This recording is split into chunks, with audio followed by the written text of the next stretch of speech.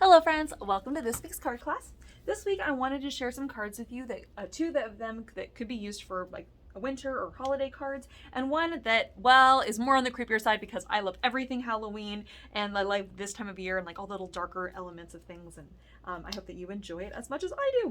All right, so for the first card, we're going to start with the one that was probably the most popular one from this set. People just loved this card, and I think that you will enjoy it too. So this is going to be a gatefold card, and it's actually a bit of a pun. My friend Tracy was the one that was like, we should do two gates.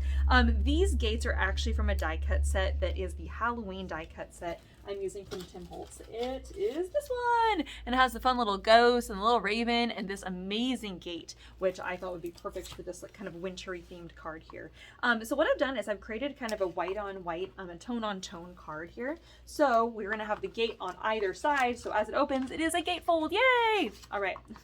So what I have done here is I've used a variety of different textures and different finishes of paper so that we have this really beautiful tone on tone, but there's still nice separation, so it's really easy to see what the scene is. So what we're going to do here is I'm using my fine line glue. I'm just putting a little bit of glue all the way along the edges here of my little gate. I mean, if you want to get into really specifics and do every single little area, you're welcome to. I generally just do around the outside because that just makes the most sense. It will accomplish the task.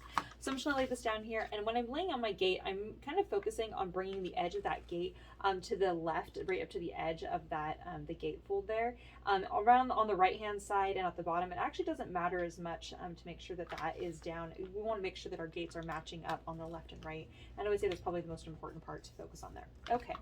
So on the other side here, we're going to do the same thing. All right, little pieces. Okay, so we're just going to go ahead and around the edge here. All right, and we're going to do the same thing on this side as we close this up. Again, we just kind of want to focus on matching up our edges, the left and right of the gate. Oh, before we glue this down, I should probably let you know. So with your tree, I'm going to set this up so it's glue side up for just a moment while I explain what's going on here. When I had originally designed this card, I could not decide if I wanted my tree to be in front of the gate or behind the gate. So as you take out your tree here, hold on just a second, I'm going to pull out all these little pieces. Save the little pieces that you're pulling out of your suede paper. I know there's not very many of them, and I might haven't forgotten to include larger pieces, but save the little pieces that you're pulling out there because we're going to be using those as little snowbanks to cover up the bottom of the gate and the bottom of the tree. Okay, back to what I was saying here. So for the tree, you can either decide to put the tree on top of the gate or behind it. So you can kind of lay that down here and kind of see what that would look like. So I want my tree to be on top of my gate, but if you want your tree to be behind the gate, this would be the time to do it. Okay, so I am now going back to where I was. I want my tree to be in front of the gate, so I'm going to go ahead and lay my gate down on the left side there. Okay, all right, and there we are. So we have our little gate fold right off the bat. Very fun. Okay, so now I'm going to put glue on the back side of my tree. Also, if you're the kind of person that likes all the little tiny holes poked out of your tree, now would be the time to poke those out. I feel like the texture is, well, this will suffice. The texture that the die cut machine put in the little dots of my little birch tree. I'm going to actually leave those in, but of course you're welcome to pop those out. I did pop them out on the other ones, but just wanted to let you know. And then I just now remembered there's one other little element here. So there are two little knots of the tree on the left and right here. This one was a whole branch that came out, but obviously I was not going to include that because when you do your gatefold, it goes onto the other side. So what I would recommend doing is just kind of rounding that off a little bit and making it kind of just look like a little knot on a tree. So just so you know, that's what that looks like now. All right, I did get glue all over myself because I forgot to mention that beforehand. Okay, now we are going to put our tree here. I'm matching it up at the top, and it may go all the way to the bottom for you, and if so, that is great. But if you have a little bit of space left over, this is where the snowbanks come into play.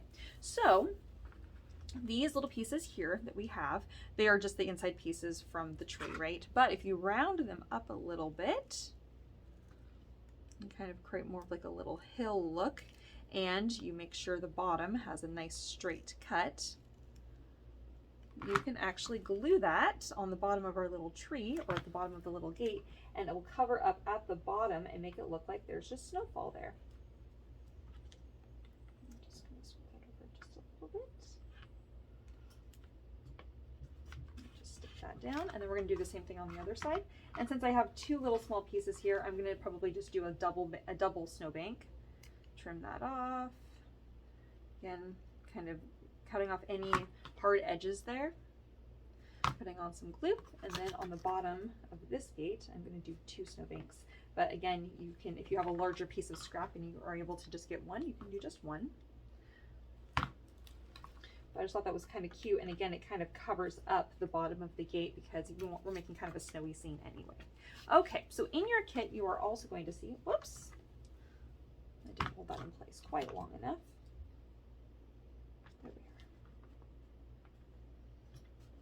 we are. Okay, so also in your kit, you're going to find this tiny little bag, and it has some little stuff in it, but we're going to pull out the little snowflakes.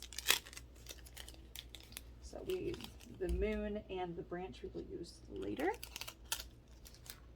All right.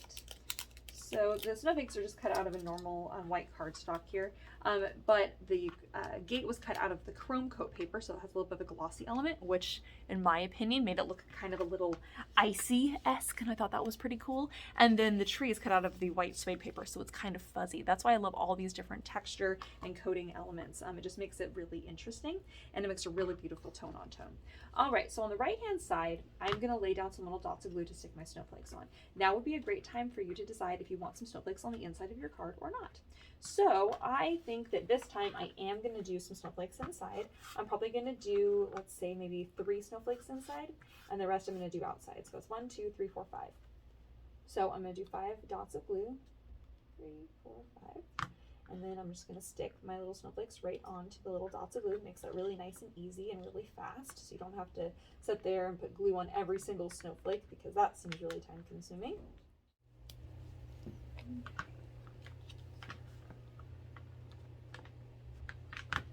Okay, so then, if you have any of your little snowflakes that might accidentally have like some little die cut pieces still in there, you can just poke out those little inside bits and stick those on. And I'm actually going to use a combination of small and large ones on both the inside and the outside, and see how I've kind of, I don't know if you can see this here, and the whole card is tone on tone.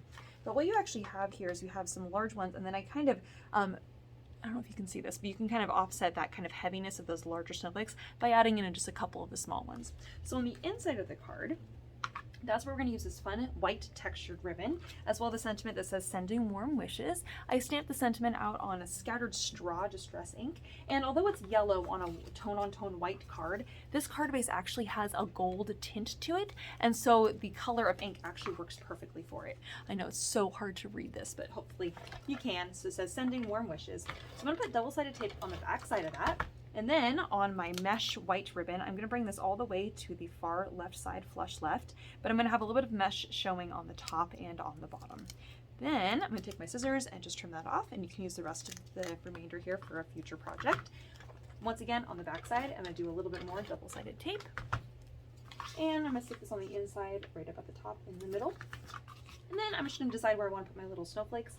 I think in this case, I might put, I want to put 3 of them in here, so I'm going to do 1, 2, and 3. I'm going to put those all 3 right together. And once again, I'm going to kind of pair the large one with a couple little small ones, just so that's not too overwhelming, but it just is a nice way to tie in the front theme to the inside of the card. And there we have Sending Warm Wishes. Isn't that a beautiful tone on tone? And just a nice winter card. Could be for a variety of different things. You can just send it for a birthday card if you wanted to. The stamp set that I used, actually, I don't think I have it over here, has actually really quite a few of the nice winter sentiments. It says like sending a flurry of birthday wishes, and let's get cozy and things like that. It's actually a really cute set, and I'll post that in the blog. All right, on to the next card.